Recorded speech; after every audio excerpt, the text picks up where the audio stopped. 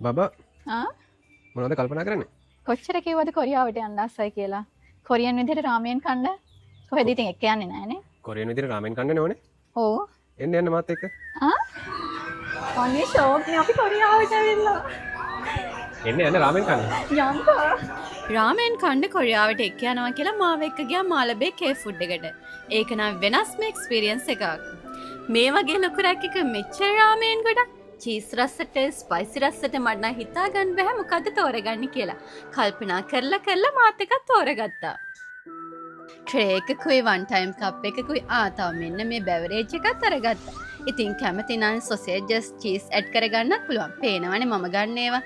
ඉතින් දැන් තමයි හොඳම හරිය.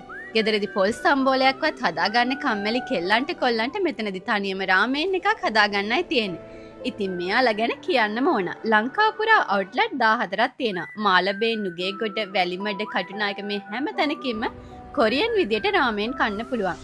කියන්න අමතකුණානේ. රාමෙන් විතරක් නෙවෙයි කොරියන් කෑම බොහොමයක රස බලන්න පුළුවන් මෙතනට ආවොත්. තනියම හදාගත්තට කමන්නේ. ඔය දන්නේ නැති බට්නේ මොබන්න යන්න එපා. මෙතන හදන විදිය ගහලා තියෙනවානේ හරි ලේසි. ඒ විතරක් නෙවෙයි මෙතනම ආසම දේ කොරියන් විදියට ඇඳගෙන ෆොටෝස් වීඩියෝ ගන්න. තව මෙහෙම ඇඳලා රාමෙන් කන්නත් පුළුවන්. පේනවනේ මං ඉන්නෙත් මේ චංගුමි වගේ.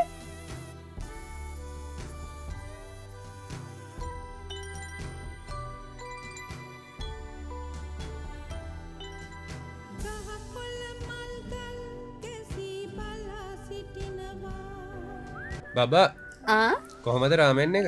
රාමෙන් එක නම් පට්ට. ඔයාලත් කොරියන් විදිහට රාමෙන් කන්න එන්න කේ ෆුඩ් එකට. කොහොමද ඒක?